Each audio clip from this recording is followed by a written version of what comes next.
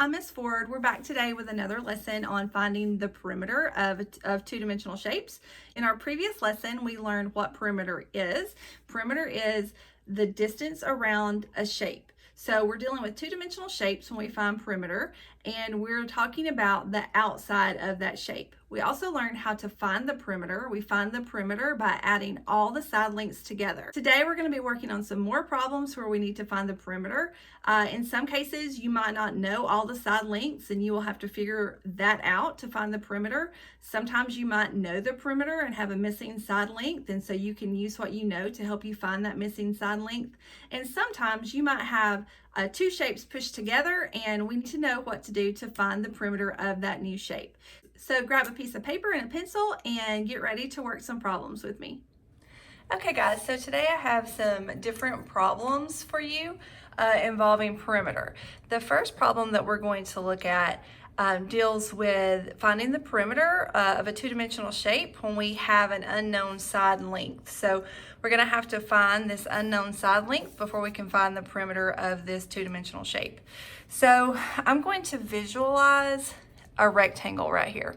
So I'm just going to put some little dotted lines there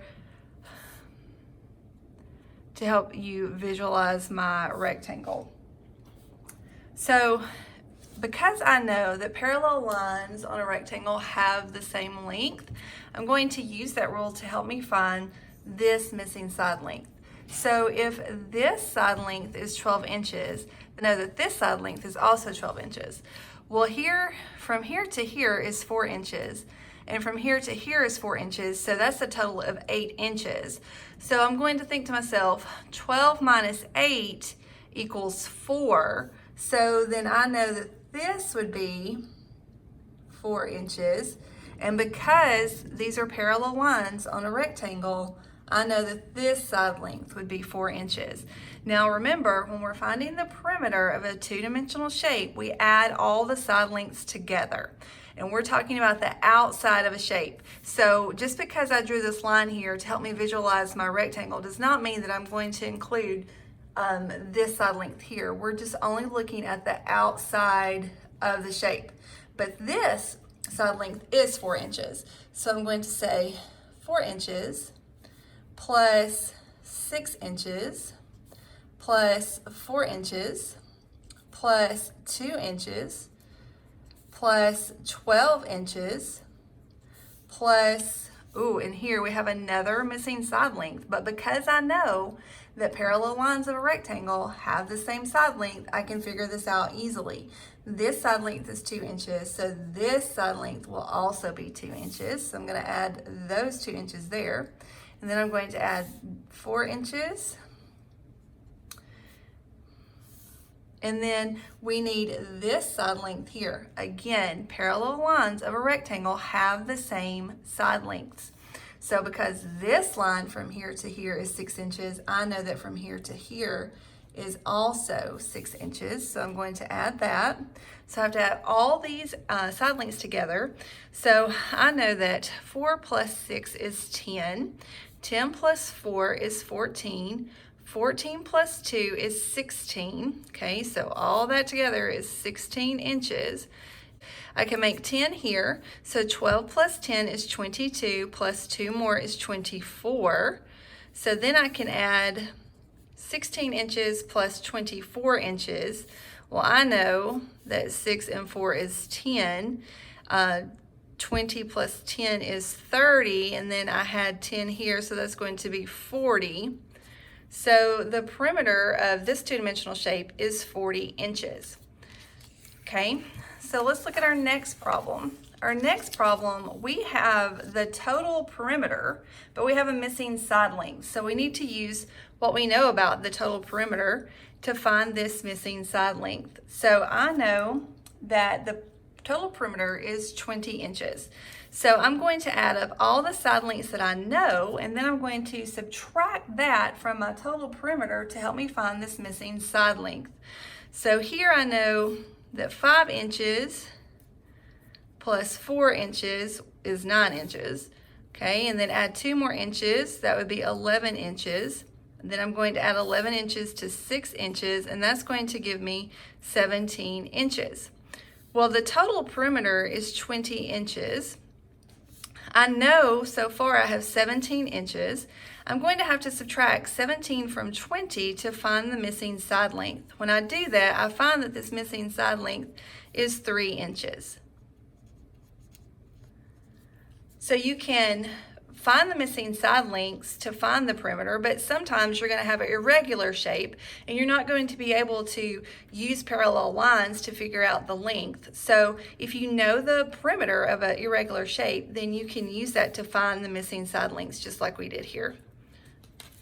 Okay, so our next problem says, Jen places 2 regular hexagons side by side as shown to make a new shape. Each side measures 6 centimeters.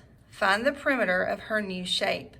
Okay, so remember when we talked about what perimeter is, and it is the distance around the outside of a shape.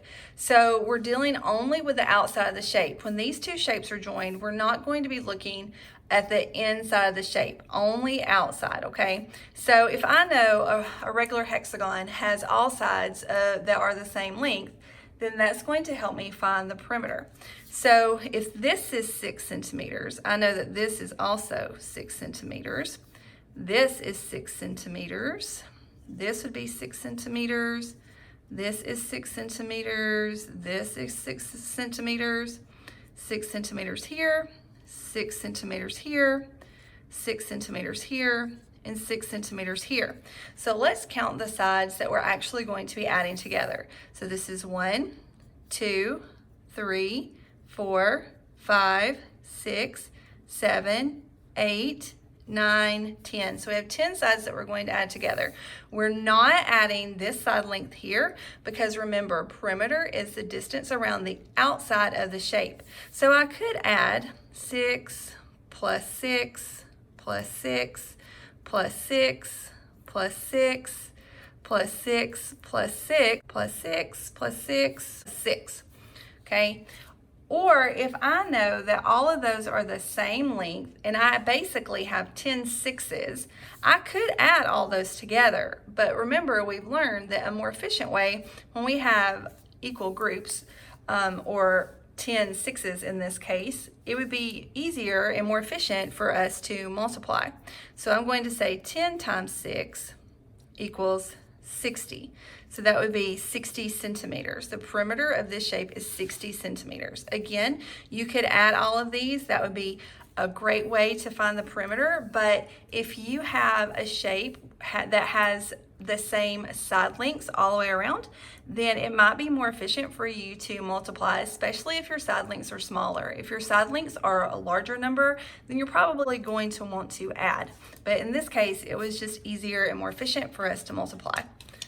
Okay, let's look at our last problem that we're going to do today. It says the Smith family plants a rectangular 8-yard by 9-yard vegetable garden. How many yards of fencing do they need to put a fence around the garden? All right, so I know sometimes when you guys see word problems, you guys just automatically get nervous. But don't get nervous, just think about what it's saying and you're going to draw a model. Remember, drawing a model, always super important when you're solving your problems. So I know I have a rectangle, which tells me that my parallel lines are going to be the same length. I see that one side of that rectangle is 8 yards and the other side is 9 yards. So when I draw my model, I'm going to make sure I show my side lengths. My longer side length would be the bigger number. And I know my rectangle is not to scale, but you guys understand that the longer side length would have the larger length. Okay, so I'm going to add all these together. So 9 yards plus 8 yards plus 9 yards plus 8 yards, and we want to find the perimeter. Well, 9 plus 8 is 17, so I'm going to have 17 yards plus 17 yards. 7 and 7 is 14. 10 and 10 is 20, and then the extra 10 from the 14 would be 30, so it's 34 yards. So the perimeter of our garden is 34 yards. guys, that's it for perimeter. I had so much fun working problems with you. If you haven't already, subscribe to our 3rd grade YouTube channel and be on the lookout for one of the 3rd grade teachers teaching a new skill. See you soon.